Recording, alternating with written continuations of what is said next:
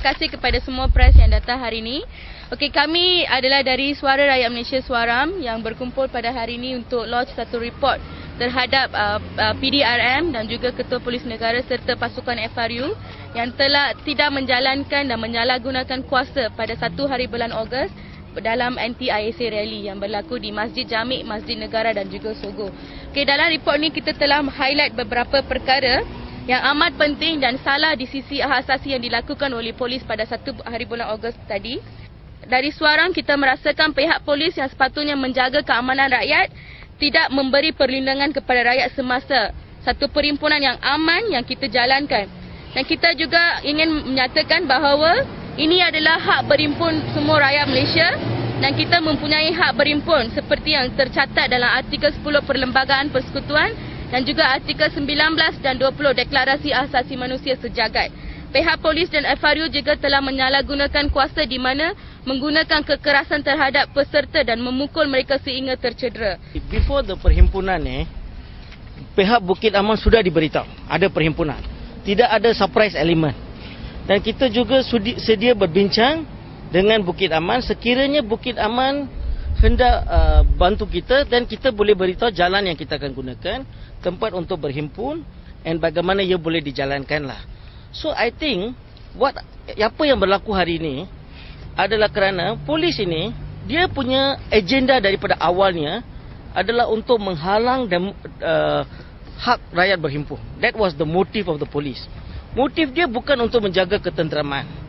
Because kalau kita tengok di Sogo, bagaimana the police were shooting tear gas kepada orang awam dan juga menggunakan high dosage of chemicals, high dosage.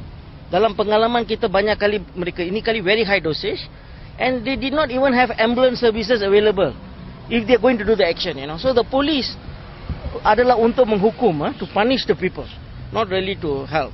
But as far as the organizer is concerned, you boleh nampak, the organizer was very well prepared with water, with towels, with salt, So ini menunjukkan that the organizers was very responsible, There was no incident of any policeman got hurt this time. Always police cakap about keganasan demo, No policeman dengan photograph of luka, kepala pecah, muka berdarah, telinga koyak, tak ada. Tak pernah berlaku, So it shows that the demonstration was a very peaceful one. And in spite of that, mereka tangkap orang and then a lot of people were kept, arrested and then not even statement was recorded. That shows the police did not have any reason to arrest in the first place. Dia tangkap tak ada statement. Normally when you tangkap someone, mesti you ada sebab untuk tangkap. Daripada kawan-kawan yang ditangkap, a lot of them after being arrested, the police were arguing among themselves, siapa yang tangkap dia, siapa yang tangkap dan mengapa dia ditangkap. So ini menunjukkan cara what the police did and how the way the whole operation was conducted by Bukit Aman memang untuk to hukum the people who came to demonstrate peacefully. As far as the organizers are concerned, West Suaram is one of the main organizers, and we know the list of organizers, GMI 83 organizers. I think all that is not a secret, It's not a big thing, And the organizers were ready to discuss with the police. So we feel that today, all this thing about business losing money and all that, that is the problem of how the police treat public assemblies.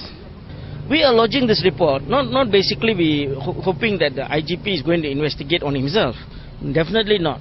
But we are lodging a report to state our protest. And if in case there is an inquiry being held by Sohakam or any other public bodies tomorrow, this document of ours will be used. Because it's a public document. That means we want to be responsible in what we say. No, I think that when we talk about the police, we are talking especially about the Home Ministry, because the police is not on its own, It comes under the purview of the Home Minister, and the Home Minister, of course. So the police has been used by the political masters, the government, on what has happened today. That there's no doubt about it. But the front line who abused was the police. So when you're lodging a report, we are lodging against the police. But of course, we are not saying that definitely the Home Ministry is behind it, is involved in it. And the police, as a lot of people have said now, the police is supposed to be very professional, supposed to be very impartial, supposed to not to take orders, but that's not happening, you know. Yeah.